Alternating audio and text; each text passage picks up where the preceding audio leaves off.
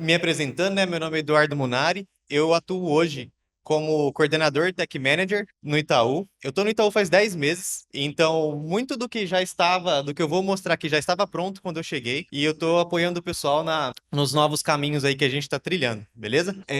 Para dar mais um pouquinho de introdução para vocês, a nossa squad é a squad que cuida de todas as tecnologias de container do banco. Então, tudo que é relacionado a container passa pela gente. Então, hoje a gente tem OpenShift, a gente tem EKS e a gente tem ECS rodando dentro do banco. Então, todas essas tecnologias acabam passando pela gente, para a gente fazer toda a parte de governança e etc. em cima dessas tecnologias. O nosso time é um time de 10 pessoas. Então, a gente cuida desses três grandes produtos em 10, e uma dessas pessoas trabalha no turno 3. Então, no build mesmo, assim, no run ali, a gente tem 9 pessoas e uma pessoa no turno 3 cuidando mais da parte da madrugada, beleza? Então, só passar aqui uma introduçãozinha para vocês sobre o Itaú, né?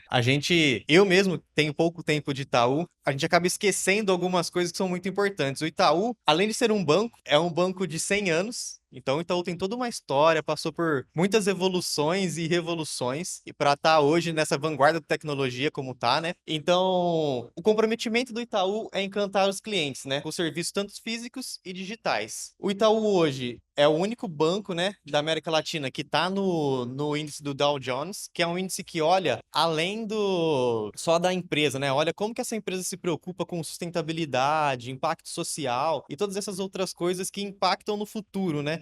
Não só da empresa, mas de tudo, né? Do mundo, do país e etc. Então, o Itaú hoje está presente em 18 países, é a marca mais valiosa da América Latina e tem em torno de 96 mil funcionários. E como que foi acontecendo essa evolução tecnológica do Itaú, né? Começou em 2018 com uma alavanca muito rápida ali, né? Porque a gente queria fornecer melhor para os nossos clientes, os clientes finais e para os clientes de dentro também. Eu vou explicar para vocês quando eu falo dos clientes de dentro, essa melhor experiência, né? E manter, óbvio, o Itaú na primeira linha ali da prateleira de bancos, etc. Então, tem esses pilares, né? Qualidade, eficiência e velocidade. E então a gente sempre coloca o cliente no centro. Então, vocês vão ver que tudo que a gente for falar aqui o cliente está no centro disso. Então, pensar no design da experiência em tudo que a gente faz, mesmo os times mais de engenharia, como que os nossos clientes, que são os times internos, vão se beneficiar do que a gente está fazendo de uma forma abstraída.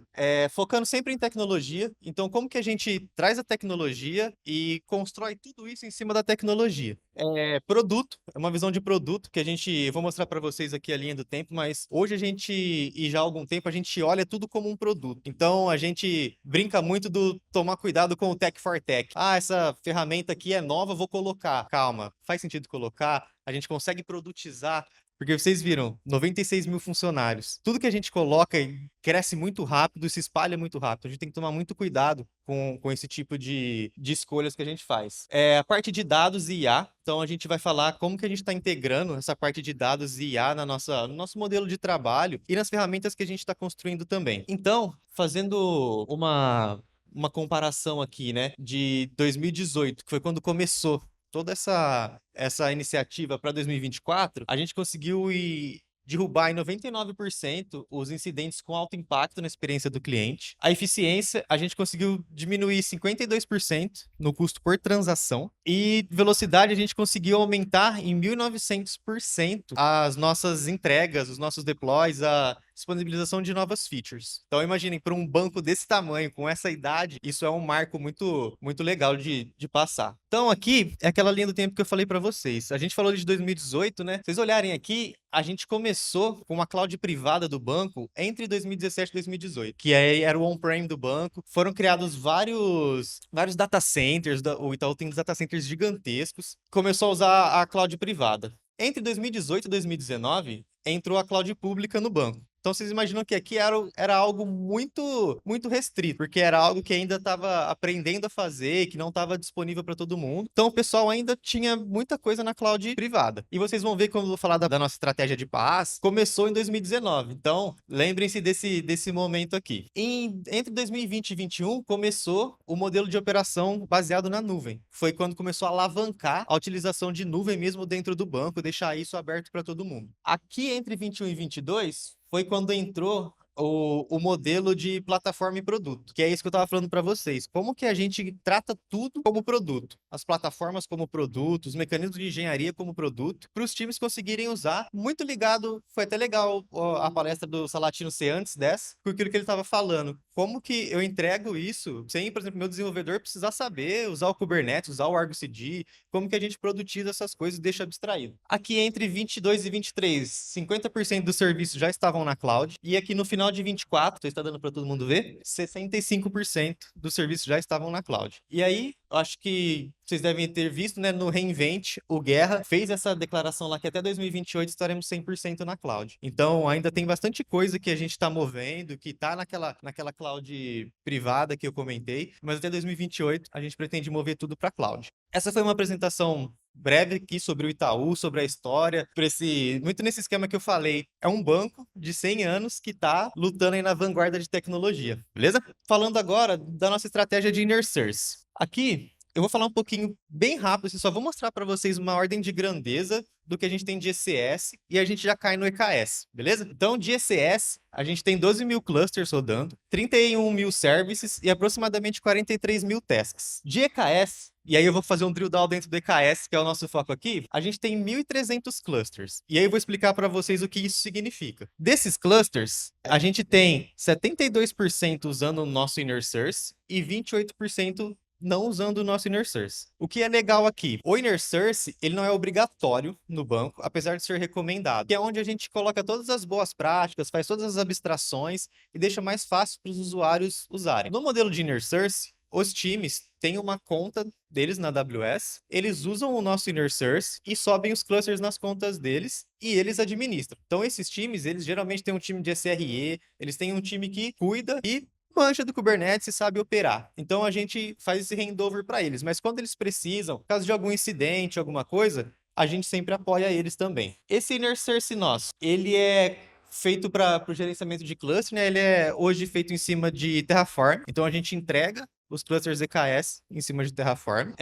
A gente oferece duas formas de compute, né? O EC2 e o Fargate. E aí lembrando muito do que também pegando um gancho do que o Salatino falou, né? Colaboração entre equipes. O nosso time é responsável pelo EKS. Tem outro time que é responsável por EC2. E tem outro time que é responsável por Fargate. Então a gente precisa trabalhar em conjunto com esses times para garantir que todas as boas práticas para todos esses produtos sejam atendidas dentro do nosso inner source que é o EKS. Junto com essa parte, a gente oferece também alguns add-ons padrão, que quando as pessoas fazem a utilização do nosso módulo, elas têm esses add-ons padrão, que é o VPC CNI, kubeproxy e o Core DNS. Além disso, mostrar para vocês uma das coisas que a gente passou e a gente acabou resolvendo, que é, a gente tinha vários outros add-ons nesse mesmo módulo de inner source. Então, o cara tinha o core, que era o cluster, os add-ons padrão, que a gente chamava, só que ele também tinha todos esses 30 mais add-ons para gerenciar dentro daquele módulo. Então, ficava tudo ali. E aí aqui aconteceu algo que é muito legal, que eu acho que essa cultura, que é algo que a gente tem que sempre fomentar para continuar acontecendo, que foi criado um novo inner source chamado de Genus. E o mais legal aqui é que esse inner source não foi criado no nosso time. Ele foi criado num outro time, começou a crescer, o pessoal começou a usar. Eles chamaram a gente e falaram, cara, a gente construiu um produto aqui que eu acho que seria legal vocês abraçarem para colocar debaixo da parte de inner source do banco. Falou, cara, perfeito, traz pra gente. E o que é a ideia do Genus, né? É ter um inner source para gerenciamento de add-ons. Então, o mesmo esquema, usando Terraform. E aí a gente colocou o Argo CD no meio desse cara. Ele controla. Então ele faz o gerenciamento de todos esses add-ons. Então com isso a gente conseguiu separar esses inner source. Então quando o cara usa o Genus, ele já instala o Argo CD, ele tem toda a escolha de, eu vou usar um cluster só, eu vou usar multi-cluster, eu vou jogar meus add-ons para vários clusters, vou jogar meus add-ons para um cluster só. Quando ele instala, ele já vem com tudo configurado, ele já recebe a URL dele para acessar a UI do Argo CD pelo Genus. Então, o Genus veio para ser um pedaço ali, um irmão, né, para complementar o nosso inner source do EKS. A gente já tem hoje 260 clusters usando o Genus, então a gente está numa jornada muito forte da migração agora. Então, todos esses add-ons que estavam no nosso módulo core, que a gente está chamando assim, estão sendo migrados, estão sendo tirados de lá e colocados no Genos, para a gente fomentar esse uso dos dois trabalhando em grupo ali, beleza? Com isso, a gente conseguiu uma maior flexibilidade na customização de addons. Então, usando o Genos, o pessoal consegue flexibilizar os dos addons. E tem uma parte muito importante, que agora, no nosso Inner Source, né, no módulo que é o core mesmo, a gente tem as opções de compute, obviamente, e a gente setou alguns addons core que a gente quer deixar ali. São aqueles três que eu já havia comentado, que são o Core DNS, Kube Proxy e o VPC CNI, mais o EBS Driver e o Carpenter. Então a gente está numa jornada muito forte do banco de fomentar o uso do Carpenter. A gente tem um potencial ali financeiro e operacional, né, muito grande com o uso do Carpenter. Então a gente tem acompanhado e levado para que todos possam usar e comecem a usar nos seus clusters. Com isso também, com essa migração para o Genos, né, dos addons, da maioria dos addons, a gente conseguiu aqui uma eficiência de... A gente está tendo menos 40% de alterações no módulo core. Então, a gente via muito que, por exemplo, os times precisavam mexer num addon, mexer numa versão de um addon, tinha que rodar a pipeline inteira, correndo o risco de fazer alguma alteração no cluster, perder alguma config, gerar alguma disrupção em produção. Só que o cara só queria mexer num addon. Então a gente derrubou em 40% as alterações no módulo core até do nosso time. Então hoje, quando a gente precisa tratar um addon, a gente já consegue chegar num nível que a gente pode soltar uma versão do Genos nova, com aqueles addons com algum fix, etc. Ou o cara mesmo pode apontar para uma versão nova do addon sem mesmo precisar alterar o Genos. Ele só precisa rodar a pipeline e já pegar a versão nova do addon. Então a gente tirou uma carga, uma complexidade ali dos times e um risco, né? De, pô, eu quero alterar um addon e acabo causando uma disrupção no meu serviço. Então a gente com o Genos conseguiu isso também. E aí falando um pouco de como que a gente controla tudo isso, porque igual eu comentei com vocês, né, a gente tem 1.300 clusters separados pelo banco. E como que a gente controla como que eles estão rodando, se eles estão rodando, como que isso funciona, né? A gente faz um trabalho muito em conjunto também com o time de segurança e qualidade do banco, onde a gente cria alguns guardrails nos pipelines e a gente tem ferramentas também de monitoramento em tempo real, para ver como que todos esses workloads estão se comportando. Então aqui a gente tem alguns guardrails de segurança, onde a gente tem vários checks que vêm se os endpoints têm acesso privado, logs do control plane, então você não consegue subir um cluster hoje sem os logs do control plane ligados. Ele já, na hora que o cluster sobe, o guardrail já mata ele, então você já não consegue passar. Criptografia, essa parte de tags de responsáveis, parece bobo, né? A gente fala, pô, é uma tag, mas cara, isso é crucial, porque é por aqui que a gente sabe com quem a gente conversa quando tem algum problema com algum cluster. Então a gente tem essa tag, tem um enforce dessa tag, a gente também não consegue subir clusters sem essa tag. Versão do Kubernetes a gente consegue controlar por aqui. A gente tem outras ferramentas também, mas a gente também consegue controlar por aqui. E uso de AMIs aprovadas, que são as nossas Golden Images. Então, se você tentar subir um cluster que não tem uma Golden Image aprovada, o guardrail mata. Ele já sobe e já cai. Então, a gente consegue controlar muito isso por aqui também. E a parte de qualidade. Além da AMI estar aprovada, ela precisa estar dentro da data de validade dela. Porque eu vou mostrar para vocês também, a gente faz todo um trabalho de geração de Golden Images. E também muito em parceria com o time de segurança. Então a gente pega uma AMI base, faz todo um hardening nela e a gente segue para frente, só que isso tem uma validade, né? Vai sair uma AMI base nova, tem coisas novas que a gente precisa tratar, então isso precisa ser constantemente olhado ali e revisado. Então a gente tem um guardrail que fala, cara, você tá usando uma AMI que tá fora do prazo de validade, você precisa atualizar seu cluster. A gente tem vários alarmes também que checa node count, CPU utilization, file system, memória, que a gente tem um painel que é um produto nosso que chama YouConfia, que nele os times são alertados quando eles fazem alguma brecha nisso aqui. E aí a gente tem os thresholds, dependendo do threshold a gente abre incidente para os times, então tem todo um controle em cima de todas essas métricas. Scaling, a gente também olha se os scalings estão configurados, se o cara não configurou o scaling travado, né, tipo máximo 2, mínimo 2, então a gente olha para tudo isso também. Óbvio que tem exceções, a gente consegue controlar, mas esse aqui é a regra, né? Se a versão do Kubernetes é uma versão de Extended Support. Então a gente olha muito para isso também, porque a gente sabe que tem o custo do Extended Support e a gente olha para os times para sempre fomentar para eles atualizarem os clusters, manter tudo atualizado e não cair nesse Extended Support, até pelo impacto financeiro que tem, mas também pelo operacional de estar numa versão mais antiga. E aí, continuando aqui, como eu falei das AMIs, aqui foi um trabalho que a gente fez desde 2023, que era para disponibilizar as Golden images. Então a gente começou lá em 2023 com esse trabalho. Você vê aqui que a gente tinha uma média que era bem alta, que em julho de 23 a gente estava com 30 dias. E esse foi um trabalho que a gente foi fazendo, e é muito um trabalho de organização e conversas, porque não depende só da gente. Depende do time de segurança do banco, mas também não depende só do time de segurança do banco, depende de outras ferramentas, depende de muita coisa aqui. Então, a gente foi fazendo um trabalho, colocando automações do nosso lado, conversando com eles para colocar automação do lado deles, e a gente foi diminuindo essa média. Em janeiro aqui, a gente teve uma média de 9 dias para entregar as AMIs. E como que isso impacta, né? Vocês viram eu falar no slide anterior que as AMIs têm uma validade e tem um guardrail que olha para isso. Então, se a gente demora para entregar uma AMI, a galera já fica com pouco tempo para atualizar os clusters. Nesse trabalho também, a gente fez um trabalho de diminuição de join das máquinas no cluster. Então, a gente diminuiu em 86%, está em 1 minuto hoje, em média. E a gente tem um trabalho muito forte também, que a gente está fazendo um piloto agora de Battle Rocket. Então, a gente quer eliminar todo esse operacional de construção de AMIs, e a gente, pelos nossos estudos, a gente consegue fazer o join no cluster em aproximadamente 20 segundos. Então a gente derruba esse ponto aqui também. Aí, esse aqui é um produto nosso, que é o U Digital Store, onde todos os produtos do banco ficam. Então, o EKS é um produto também. Então, ele fica aqui. A gente tem alguns selos que mostram a maturidade desses produtos. Por exemplo, selo de documentação, se todo mundo consegue encontrar na documentação o que precisa. E a gente tem o que a gente...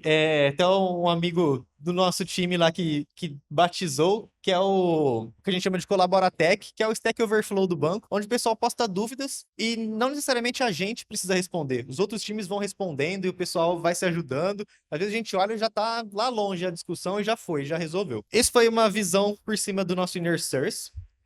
Agora eu vou falar um pouquinho da estratégia de PaaS e da estratégia que a gente tem para presente e futuro também. Então, a nossa plataforma do PaaS começou em 2019. Igual eu mostrei para vocês, 2019 a cloud pública estava nascendo no banco ainda. Então, esse cara nasceu como MVP para container e ele teve uma adoção acelerada porque logo em 2020 já veio a pandemia.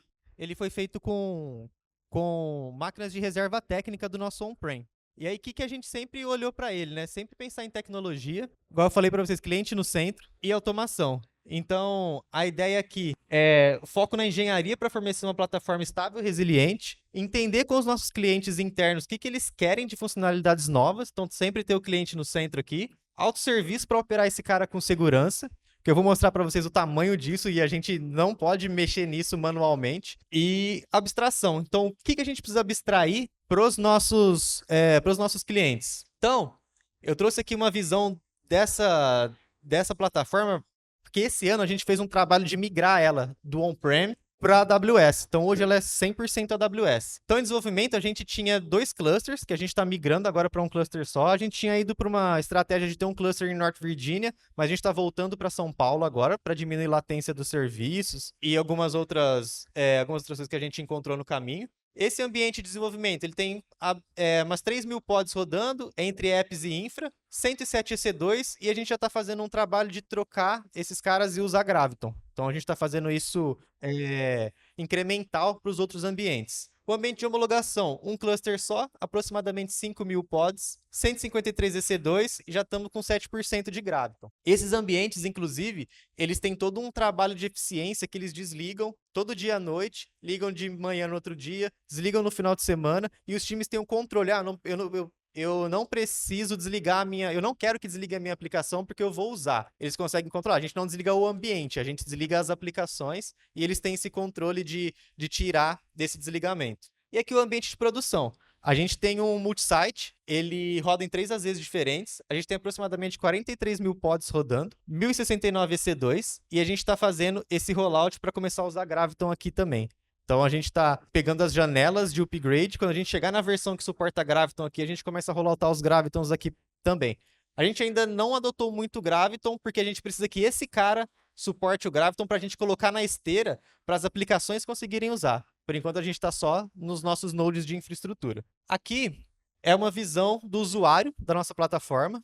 Então, hoje, ele, por uma automação nossa, ele já cria um repositório que já faz o deploy nessa plataforma. Então, ele não precisa se preocupar com algumas coisas. Ele tendo esse repositório, ele só precisa commitar aqui, vai cair numa action do GitHub Actions e esse cara vai ser deployado aqui olhando para a produção, tá? Vai ser deployado nas 3 AZs. Hoje, a gente tem um Jenkins em cada cluster que faz esses deploys. E aqui, sempre que os usuários entram nessa plataforma nossa, eles ganham toda essa parte de observabilidade. Então, eles não precisam se preocupar em criar dashes no Grafana, configurar Prometheus, nada. A plataforma toda gerenciada por nós. Então, a partir do momento que ele cria um namespace, ele já consegue entrar no Grafana e ver todas as métricas de utilização de CPU, rotas e tudo que ele precisa saber ali da aplicação dele, desse nível de infraestrutura. E os logs já estão, a gente já joga direto para o Splunk, já configura o AppDynamics como APM. A gente está numa jornada de passar tudo para o Datadog também, tá? Essa aqui é a visão das requisições. Então, as requisições chegam por um balanceador global. Esse balanceador global tem a inteligência de saber para qual AZ ele vai rotear, onde tem pod saudável, qual pod responde melhor, qual pod responde do jeito que ele prefere. Então, esse cara tem toda essa inteligência. Inclusive aqui, a gente tem o mecanismo que quando a gente quer fazer um upgrade, fazer alguma manutenção, a gente só tira uma AZ de carga, os usuários nem sabem que isso aconteceu, a gente faz o que precisa fazer, volta essa AZ em carga e segue a vida. Aqui são alguns dos autosserviços daquela parte de automação que a gente estava falando. A gente tem autosserviço para fazer gerenciamento de aplicações, né, restart, ajuste de autoscaling, teste de conectividade e recapacity de cota. Quando eu falo de cota, sempre que um namespace é criado aqui, ele tem toda a parte de tenant dele configurada. Então tem toda a parte de limit ranges configurada, as cotas, network policy. Então esse cara fica bem fechado e ele tem uma cota de CPU e memória ali, que a gente cobra o usuário por ele.